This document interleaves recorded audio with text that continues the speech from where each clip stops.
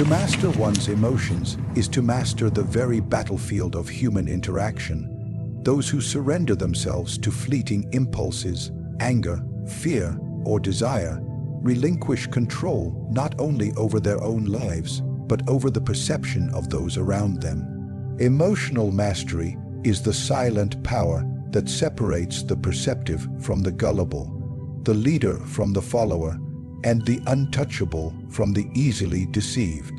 It is not a matter of feigning calm or suppressing feelings entirely, but of understanding the tides of one's own mind and learning to wield them as tools, rather than allowing them to become chains. Observe those who are quick to rage or slow to forgive. Their vulnerability is laid bare in their reactions. Every outburst is a revelation to those who are watching, an unguarded map of weakness that can be exploited. The one who controls their temper, who tempers anger with calculation, appears not only stronger but wiser. Anger is a natural human force, yet the one who can delay it, contain it, and channel it into purposeful action moves with a force unseen but deeply felt. The wise do not allow the flash of frustration to dictate action. They recognize that the storm of emotion is often short-lived, but the consequences of yielding to it are permanent. Fear, too, must be approached as a tool rather than a master. Fear is a primal instrument, alerting the body and mind to danger, yet it must be examined with careful reason. The one who succumbs to fear is easily manipulated, visible in every tremor, hesitation, and involuntary glance. The one who commands fear, understands it, acknowledges it, and yet restrains it, becomes an enigma. Others cannot predict the actions of someone who walks through fear as if it were mere mist, and this unpredictability is power. By mastering fear, one gains the ability to act decisively in situations where others falter, turning an instinct that enslaves the many into a strength exclusive to the few. Desire and attachment are subtle enemies of rational judgment. They cloud perception and create openings for manipulation. The one who is ruled by desire may overcommit, reveal intentions prematurely, or make concessions that betray strategic advantage.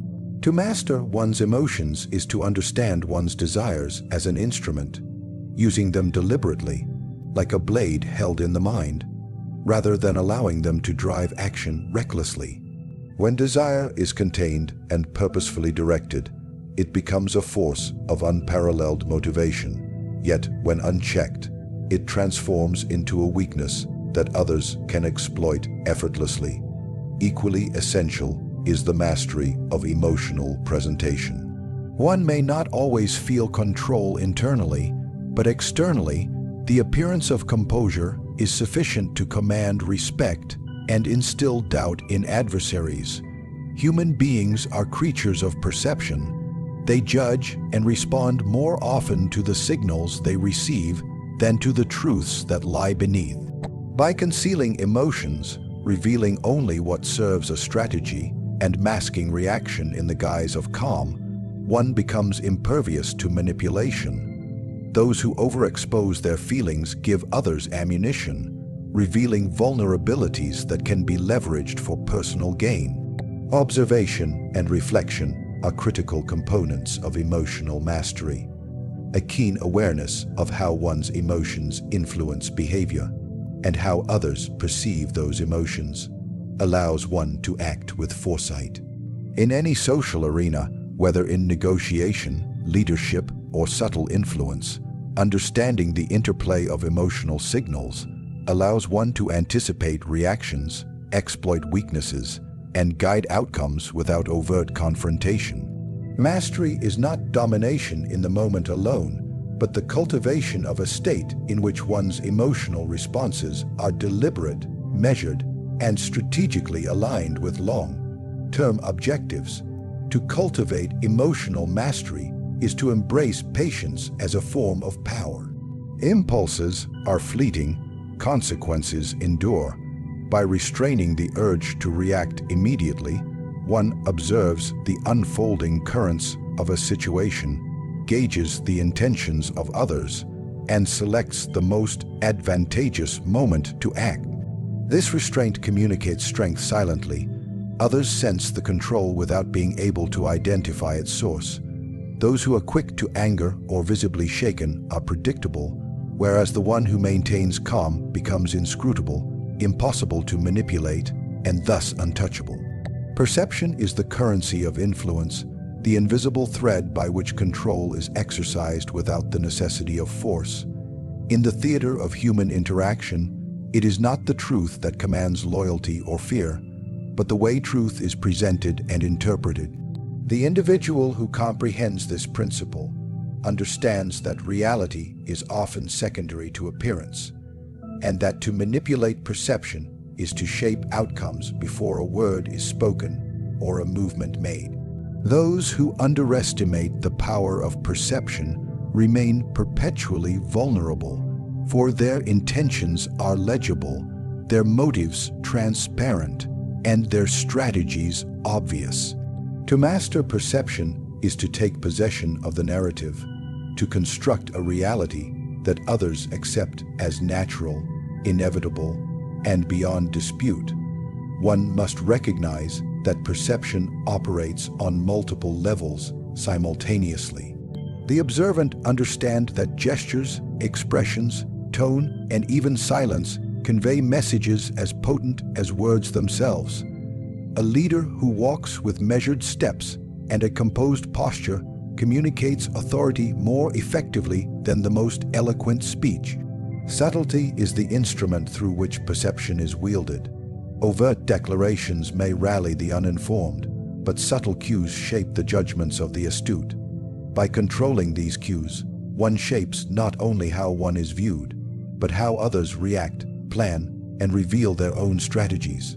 The careful management of perception becomes a form of preemptive advantage, a shield against deception, and a weapon against opposition.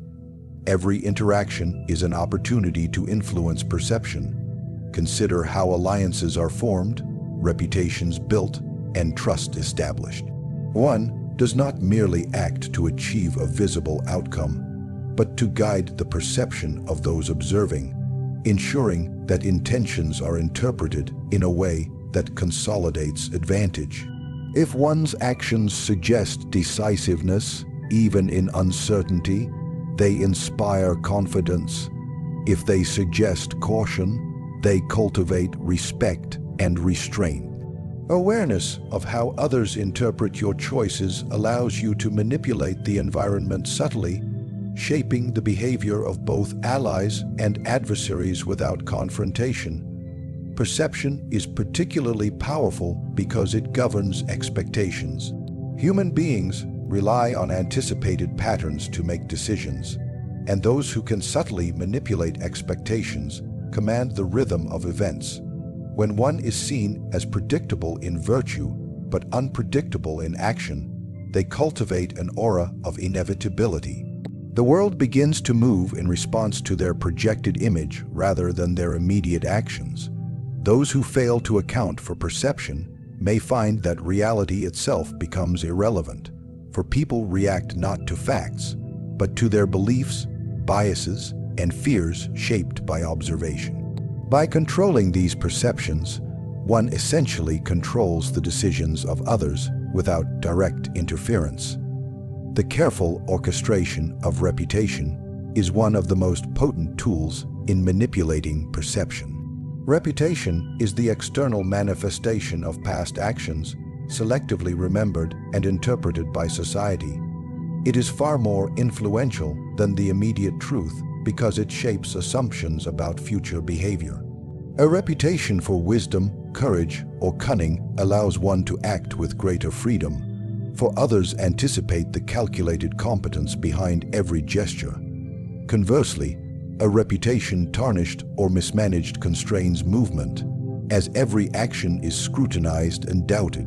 Cultivating a reputation is not an act of vanity, but a strategic maneuver to mold the perceptions that determine advantage in every social, political, or personal engagement. Equally critical is the ability to observe the perceptions of others. Understanding how allies, rivals, and observers interpret events allows one to anticipate reactions and manipulate them to one's benefit. Those who act without such awareness are at the mercy of misinterpretation, often suffering consequences far beyond their immediate control. The skilled manipulator monitors not only what is visible, but what is believed to be visible. By shaping belief rather than revealing fact, one directs action indirectly, transforming perception into an instrument of power that operates invisibly and relentlessly. To wield perception effectively, one must also understand the economy of information. What is revealed, what is concealed, and what is suggested all contribute to the narrative constructed in the minds of others. Control of perception is not merely about projection, but about selective disclosure, allowing others to see what benefits you while obscuring vulnerabilities. The wise exercise restraint in revelation, knowing that the smallest hint may be magnified by interpretation, and that silence can communicate authority more effectively than any boast.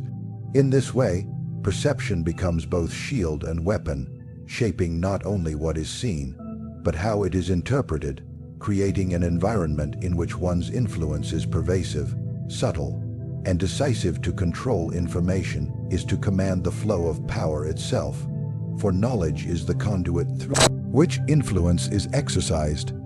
Those who allow facts, intentions, or strategies to circulate freely are vulnerable, exposed to manipulation, misinterpretation, and betrayal. The individual who understands the dynamics of information recognizes that it is not merely the possession of knowledge that grants advantage, but the ability to distribute, withhold, and distort it with purpose. In every arena, whether political, social, or personal, the one who controls information shapes not only what others know, but how they perceive reality, how they act, and ultimately, how they are constrained or liberated in relation to the strategist who wields this invisible power. Information is not neutral, it carries the weight of consequence. A poorly timed revelation can provoke panic, anger, or resistance, while a carefully calibrated disclosure can cultivate loyalty, respect, or fear. To control information is to act as the unseen hand guiding the responses of those who receive it, ensuring that the knowledge they possess leads them to decisions that serve one's objectives. The wise manipulator recognizes that information, like a blade, can be wielded delicately or struck with force, and that both its presence and absence are tools of influence. Every word spoken, every fact revealed, every omission calculated contributes to the construction of a reality in which one's advantage is reinforced and opposition weakened. One must also understand that perception and information are inextricably linked. The truth is irrelevant if it is unseen, misinterpreted, or delayed. By controlling the flow of information, one shapes the narrative that others adopt, embedding assumptions and biases that serve strategic ends. This control extends not only to what is revealed, but to how it is framed, to the sequence in which it is presented, and to the channels through which it travels. A message delivered at the right moment can inspire, intimidate, or mislead. The same message delivered without foresight can provoke resistance, doubt, or confusion. Mastery over information is mastery over the timing, context, and reception of influence itself. Equally important is the art of concealment. Information that is hidden is not inert. It exerts power by its very absence, leaving gaps that others instinctively attempt to fill, often projecting their fears, assumptions, or desires into those voids. By controlling what is withheld, the strategist can provoke overreach, miscalculation, or premature action by adversaries. Silence and secrecy are as potent as revelation, for they manipulate the mind of the observer without confrontation, guiding thoughts and decisions while remaining imperceptible. Those who underestimate the power of what is unseen often fall victim to it, misled by their own assumptions, unaware that the invisible hand shaping their choices belongs to someone who controls information with precision. The dissemination of information requires careful calculation. To reveal too much is to invite scrutiny, opposition, or betrayal. To reveal too little is to risk isolation, distrust, or missed opportunity. Strategic disclosure requires knowledge of the audience, anticipation of their interpretations, and foresight regarding the consequences of their reactions. In every interaction, whether negotiation, counsel, or casual conversation, the wise measure the impact of their words and deeds, revealing only what serves the broader objective while obscuring vulnerabilities and intentions. Information becomes a tool not merely for communication, but for manipulation, a mechanism by which the future is subtly guided, often before anyone recognizes that they have been influenced. Control of information is inseparable from observation. The one who watches and listens, who discerns what others know, suspect, or assume, can exploit gaps in understanding to achieve advantage. Knowledge of the mental landscape of others allows one to tailor revelations, distortions, and omissions in ways that maximize influence while minimizing risk.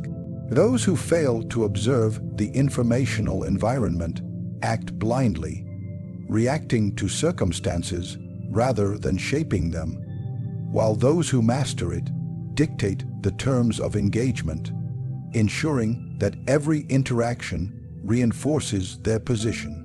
Information is also a weapon of deterrence. When allies and rivals alike recognize that knowledge is managed with precision, that every revelation is deliberate and every silence meaningful, they become cautious, restrained, and deferential. They learn to act within the constraints defined by the one who controls the flow of understanding, often without realizing that they are operating according to the strategist's design. Through the careful orchestration of what is known and unknown, the wise cultivate a landscape in which power is exercised indirectly yet decisively, and influence extends beyond action into the very perception of reality itself. To become mentally untouchable and impossible to fool is not a matter of luck, charisma, or brute force. It is the result of deliberate cultivation of the mind, the relentless sharpening of strategy, and the disciplined mastery of human nature.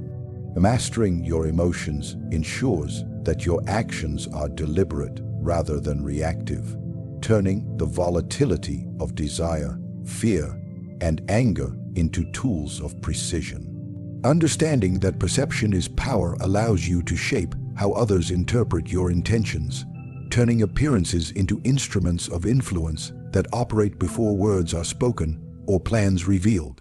Controlling information gives you command over what is known and unknown, granting the ability to manipulate thought, guide decisions, and remain several steps ahead of those who believe they can anticipate your actions. Anticipating the moves of allies, rivals, and observers alike transforms the chaotic flow of human behavior into a predictable sequence, where foresight becomes a shield and calculated action a sword. When these principles are combined, they create a mind fortified against deception, impervious to manipulation, and capable of navigating the complexities of human interaction with unerring precision. Power, influence, and respect are not granted. They are seized through understanding, calculation, and the disciplined application of strategy. The one who internalizes these lessons moves through the world with subtle authority, unseen yet unavoidable, shaping reality itself through control of self, control of perception, control of knowledge, and control of anticipation. In cultivating this mindset, you become a force that others cannot predict, cannot mislead, and cannot sway, operating always in the realm where mental supremacy defines the contours of every encounter.